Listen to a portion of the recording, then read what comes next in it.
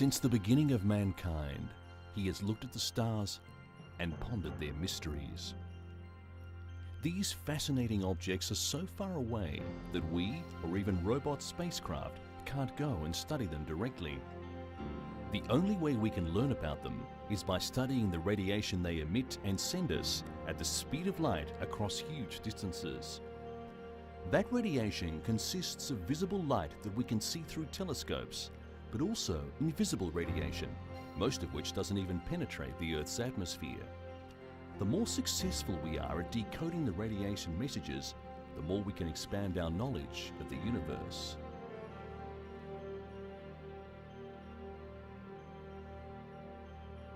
As light is made up of different colors, a telescope with a spectrometer can do the same thing with starlight that a prism does with sunlight.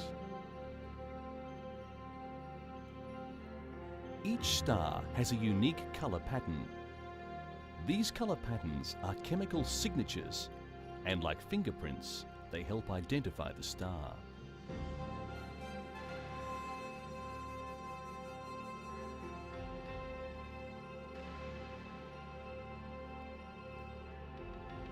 By looking at the detail of the color patterns or spectra, you can determine the temperature, pressure, and chemical elements in the star. Every element has its own distinctive color. As an example, neon gives off its very characteristic red color. In this tube is hydrogen, and it gives off its purple or violet light. These colors are at the opposite ends of the visible spectrum. For centuries, our only source of information of the universe was by observing visible light using bigger and more powerful optical telescopes.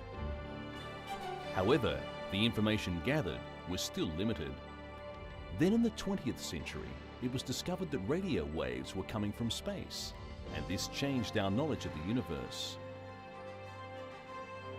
The shuttle was used on one of its voyages to operate the Astro 1 observatory. This was one of NASA's first missions to study astrophysics, the science that investigates the size, mass, temperature, and chemistry of celestial objects like stars and galaxies.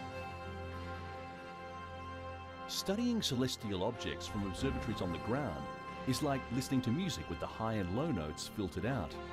This is why it was important to observe from above the atmosphere. Just like ocean waves, light waves have high points or crests and low points or troughs. The distance from crest to crest is the wavelength, and different frequencies result in different wavelengths. Traveling at the speed of light, radiation vibrates in electromagnetic waves. The electromagnetic spectrum classifies these waves by using their wavelengths and frequencies. Although the spectrum is continuous, it has been divided into 7 categories for easier identification. On one end of the electromagnetic spectrum, radio and microwaves are used for cooking, communication links, and for radar. Radio waves are used for communication, usually in the form of radio and television broadcasts. Although infrared rays can't be seen, you can feel them as heat from the sun or a heat lamp. On the higher energy side of the visible spectrum are ultraviolet rays. To most people, ultraviolet rays are the ones that tan or burn their skin.